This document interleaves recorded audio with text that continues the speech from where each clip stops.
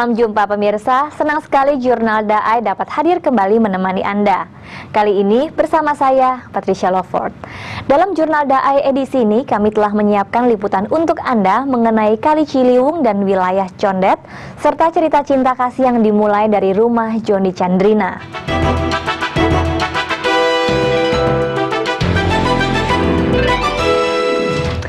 Sungai Ciliwung memiliki panjang hampir 120 km, mulai dari bagian hulu sampai muaranya di Teluk Jakarta. Sungai ini memegang peranan penting dalam sejarah dan kehidupan warga Jakarta.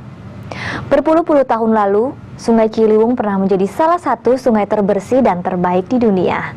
Namun, kondisi itu kini berubah. Airnya telah menjadi keruh. Banyak varietas tanaman dan binatang di sekitarnya juga sudah punah.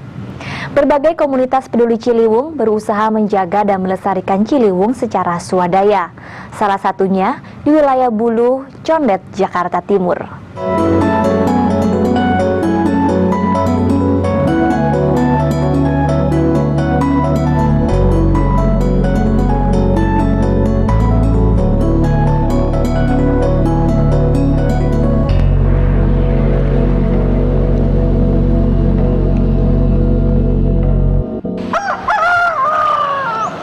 Sungai Ciliwung tidak dapat dipisahkan dari kota Jakarta. Dapat dikatakan, kota Jakarta dulunya bandar kecil yang bermuara di Sungai Ciliwung.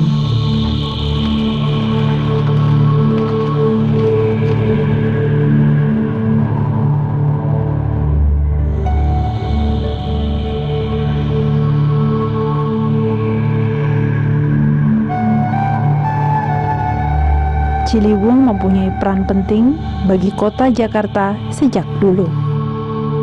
Kehidupan, sejarah, sosial budaya, dan ekonomi warga Jakarta sangat dipengaruhi Sungai Ciliwung. Sungai Ciliwung dulunya pernah disebut sebagai sungai terbaik dan terbersih di dunia.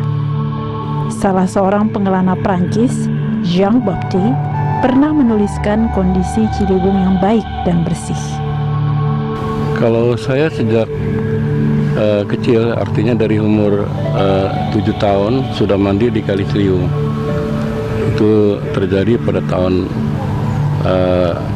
65-62 itu udah mulai mandi di kali. Bahkan orang tua saya, kakek nenek saya minumnya pun dari air kali Sungai Ciliwung. Jadi pada pagi hari kita mandi-mandi, nyuci di Kali Ciliwung, malam hari kira-kira jam 7 jam 8 kita ambil air, beberapa ember kalau sekarang ya, itu kita simpan buat air minum di rumah. Jadi emang masyarakat di sini dulu sepanjang Kali Ciliwung ini rata-rata minumnya dari air Sungai Ciliwung ini. Lantas kalinya juga nggak seburuk sekarang. Kalau sekarang kan warnanya hitam, hampir hitam ya. Kalau dulu jernih, kecuali musim banjir. Kalau banjir apa coklat, itu pun masih dipakai untuk air minum. Condet adalah sebuah daerah di Kecamatan Kramat Jati, Jakarta Timur. Menurut budayawan Jakarta, Ridwan Saidi, nama Condet berasal dari nama sebuah anak sungai Ciliwung, Ciondet. Ci artinya air atau aliran air, dan ondet adalah nama pohon sejenis pohon buni. Wilayah ini memang dialiri Sungai Ciliwung. Dulu, di sepanjang tepi Sungai Ciliwung yang melewati daerah ini, terdapat banyak pohon ondet. Tanahnya yang subur membuat Condet terkenal sebagai daerah penghasil buah-buahan di Jakarta. Salah satunya sarap condet. Bersama elang bondol, sarang condet bahkan ditetapkan sebagai maskot Jakarta menurut surat keputusan Gubernur Jakarta tahun 1989.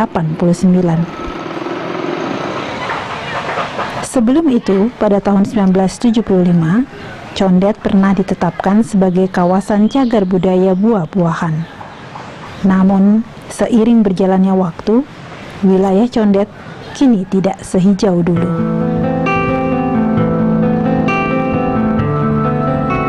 Kawasan ini mulai padat dengan bangunan. Dan Sungai Ciliwung yang melintasinya tidak sebening dulu. Pohon-pohon tergantikan bangunan. Banjir pun melanda. Iya, kalau dulu sampah nggak ada kecuali sampah daun-daun aja ya dari pohon. Terus nggak ada sampah rumah tangga, nggak ada. Jadi masyarakat di sini juga nggak ada yang buang sampah ke kali. Di samping itu juga kalinya dulu kan dalam, artinya sekarang kan terjadi pendangkalan dengan penyempitan. Kalau yang sekarang ini, yang kita lihat sekarang ini kan kali paling sepertiganya dari yang lalu. Terus kedalamannya kalau yang lalu ini ya kira-kira tahun 60-an itu 70-an itu masih bisa sampai ada yang di tempat-tempat tertentu ada yang 12 meter. Kalau yang lalu sekitar sampai 50 meter yang lebar itu. Lebar. Kalau sekarang kan paling berapa meter sih? 10 meter juga nggak ada. Jadi sebaiknya ya seluruh masyarakat kalau bisa ikut menjaga ke perbaikan lingkungan khususnya di Sungai Kali Ciliwung gitu. Jadi biar dampaknya juga nggak terlampau parah seperti sekarang ini. Di tepian Kali Ciliwung yang melintasi Condet, terdapat beberapa komunitas peduli Ciliwung. Kesadaran dimulai oleh 1-2 orang warga yang tergerak melestarikan Ciliwung. Mereka merelakan tanah mereka sebagai tempat pendidikan lingkungan. Mereka tidak tergoda menjual tanah demi menyelamatkan tepian dan sungai Ciliwung. Salah satu di antara mereka adalah Abdul Qadir. Ia merelakan 6.000 meter persegi tanah miliknya untuk area penghijauan. Sejak tahun 1996, ia mulai mengajak masyarakat setempat melestarikan tepian sungai Ciliwung. Tahun 2006, ia mendirikan komunitas Ciliwung Condet.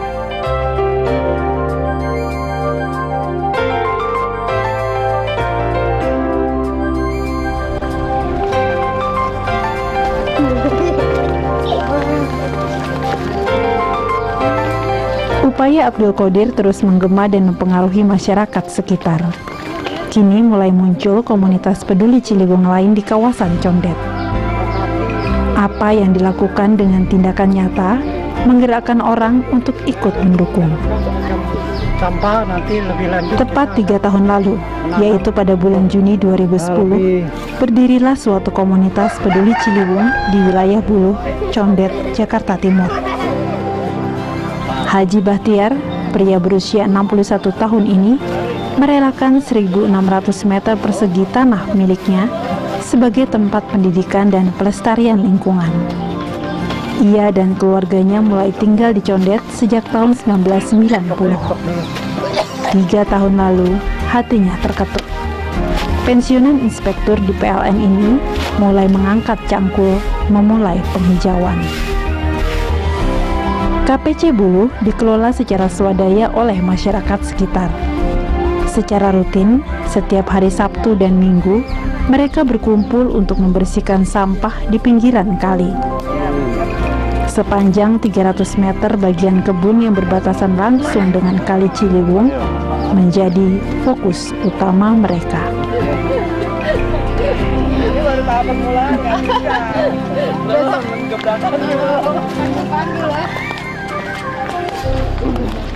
Untuk pertama merangsang lingkungan kami, terkait dengan kami yang masih punya lahan, tidak memanfaatkan lahan untuk membuat bangunan-bangunan baru. Selain salak, dulunya Condet juga sangat terkenal dengan buah duku. Walau kini tidak sebanyak dulu, para penyelamat lingkungan swadaya di daerah ini masih memelihara pohon-pohon duku yang bahkan telah berusia puluhan atau ratusan tahun.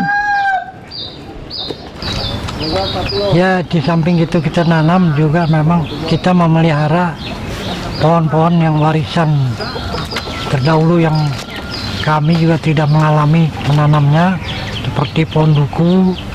Ya, pohon duku dia bisa bertahan hidup sampai, menurut LIPI ya, saya baca di buku, itu sampai 300 tahun. Tidak hanya merawat pohon-pohon duku, KPC Buluh juga menanam beberapa jenis tanaman yang produktif. Tanaman-tanaman ini digunakan untuk kebutuhan konsumsi. Contohnya pohon melinjo. Melinjo dapat dimanfaatkan sebagai bahan dasar pembuat emping. Jadi melinjo ini kami prihatin karena pengrajin melinjo kan selama ini mereka menanam kesulitan bahan baku. Bahan baku kadang-kadang di pasar sepi sehingga mereka datangkan dari Serang. Usaha membuat emping telah menjadi sebuah usaha rumahan di kawasan Condet selama bertahun-tahun. Emping buatan Condet memiliki kekhasan dalam cara mengolahnya. Buah melinjo disangrai menggunakan pasir. Hal ini membuat melinjo terasa gurih. Setelah beberapa menit disangrai, buah melinjo diangkat, dikupas, dan ditumbuk menjadi emping. Untuk membuat satu buah emping, diperlukan sekitar 13 butir buah melinjo. Di rumah Ibu Mune ini, setiap hari diproduksi 1-2 kg emping. Setiap kilogram emping nantinya dijual seharga Rp60.000. KPC Buluh juga membudidayakan suatu tanaman lain yang bernilai ekonomis, pohon jonjing. Pohon jinjing atau sengon laut adalah sejenis pohon penghasil kayu. Pohon ini disebut-sebut sebagai pohon yang proses pertumbuhannya paling cepat di dunia. Dalam waktu setahun, tingginya dapat mencapai 7 meter.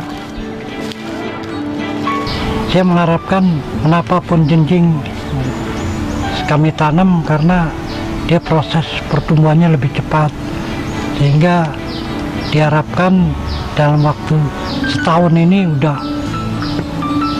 hijau lah lingkungan kami, sehingga udara sejuk. Kedua juga erosi air karena banyak pohon itu bisa dihambat oleh pohon-pohon itu.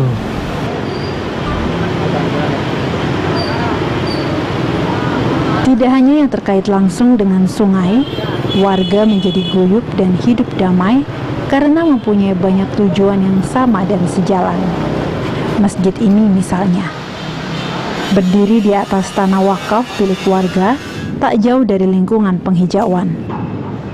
Tujuan yang sama untuk melestarikan lingkungan, pada gilirannya membawa dampak hubungan warga yang lebih erat dalam berbagai aspek kehidupan.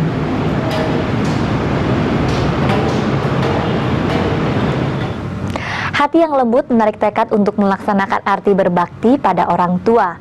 Joni Chandrina menyadari hal itu saat ia mulai terjun menangani para pasien. Dalam setiap kunjungan kasih, Joni mengalami pembentukan karakter. Ia mulai bercermin, hubungannya dengan sang ibu yang jauh dari harmonis perlahan-lahan berubah. Sikapnya yang keras berangsur menjadi lembut dan penuh kasih. Joni juga berikrar untuk terus berada di jalan Bodhisatwa. Dengan ikrar itu, ia ingin kedamaian yang sudah tercipta dalam keluarga dapat terus lestari. Ya, kalau seorang ibu bagi saya itu ya sebagai orang tua, sebagai seorang panutan juga, dan kalau bisa sih salah satu dari pusat lah, karena dia waktu kita kecil jaga kita tanpa kenal lelah, tanpa capek, dan tanpa pamrih. Sebenarnya dari dulu saya sudah tahu kalau arti seorang ibu kepada seorang anak itu sangat besar banget.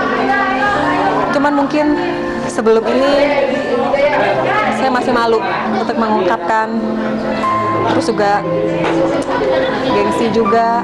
Cuman sekarang saya udah lega. Satu hal yang saya bisa katakan, jangan menunda untuk memberikan rasa bakti kita kepada orang tua, karena umur tidak akan ada yang bisa tahu. Joni Chandrina adalah anak kedua dari 4 bersaudara. Ia anak lelaki satu-satunya dalam keluarga. Namun, hubungan Joni dengan ibunya tidak terjalin dengan baik. Kalau dulu sih, kalau udah konflik sih, pasti juga sudah, kita selesai konflik itu bisa hampir berbulan-bulan tidak bicara. Ya tadi, bahkan dulu saya ada memakai satu hampir memukul mama sih. Karena sudah sangat-sangat, istilah kata, sangat-sangat gerem istilahnya ya. Memang sih, terus terang kehidupan kita, apalagi setelah itu kan kita pindah ke Jakarta.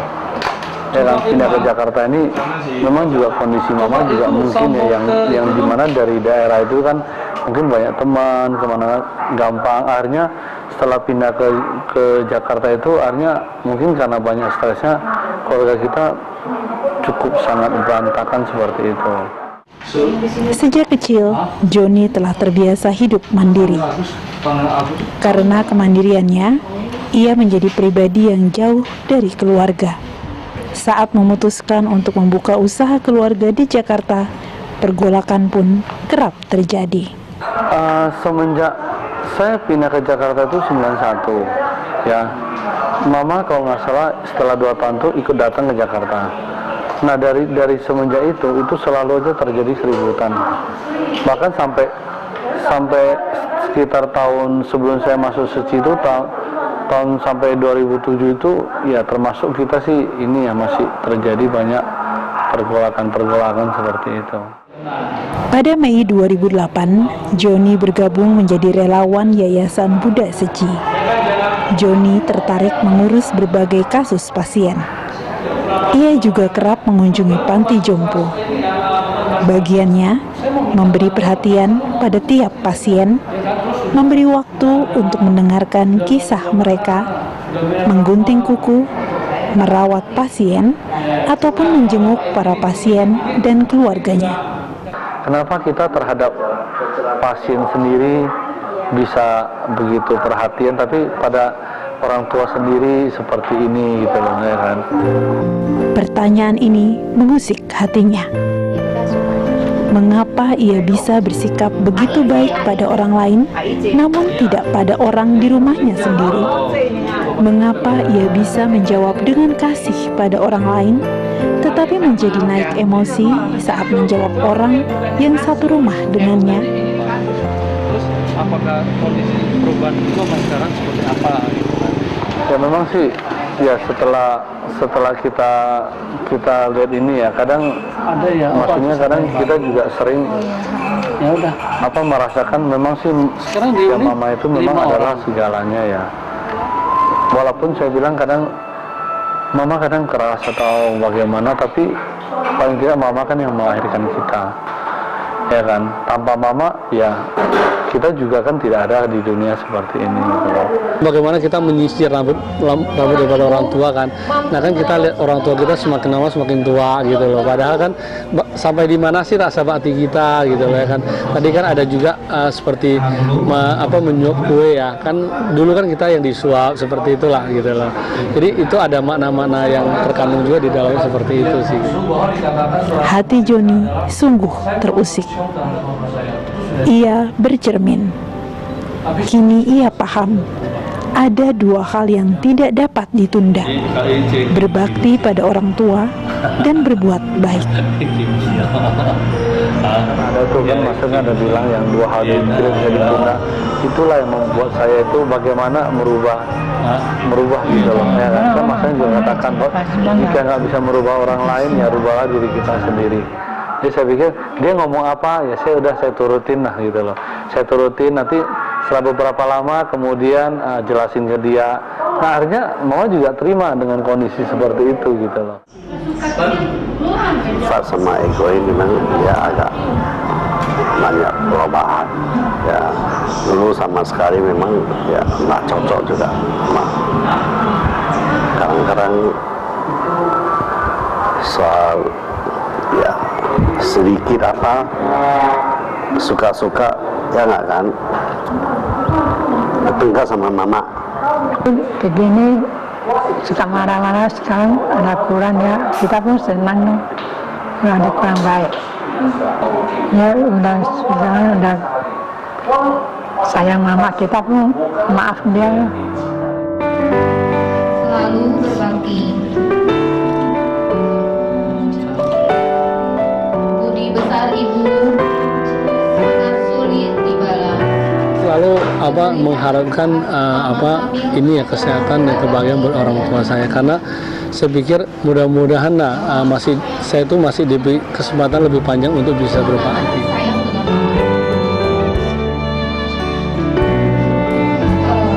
Kalau kasih dari mama sih terhadap kita sih saya rasa nggak berubah ya dari dulu ya. Maksudnya terhadap cucunya juga ya kan. Sebenarnya ya inilah mungkin bentuk kasih saya mama itu sebenarnya cuman kadang mungkin orang tua ya kadang dia agak malu untuk menunjukkan rasa kasih sayangnya secara terang-terangan kepada anaknya gitu.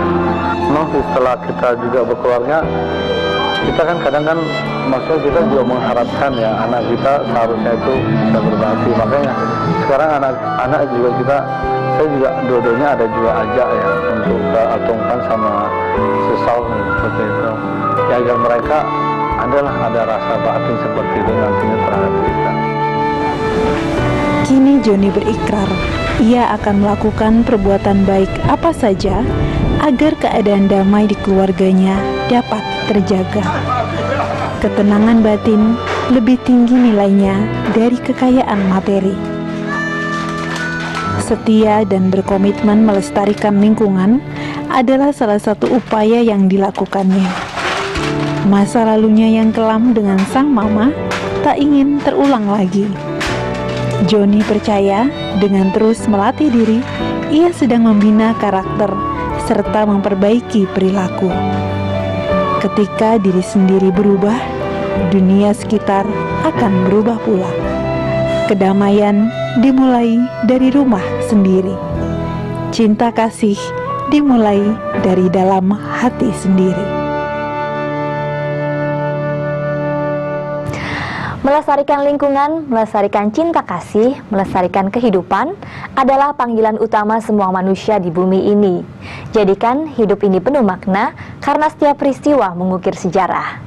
Jika Anda memiliki saran atau kritik, silahkan kirimkan email ke jurnaldai@daitv.co.id atau melalui SMS dengan format JDI spasi nama saran dan kritik Anda, lalu kirim ke nomor 0852 8580 8559. Akhirnya saya Patricia Lawford mewakili seluruh kerabat kerja Jurnal Daai mengucapkan terima kasih atas perhatian Anda. Sampai jumpa.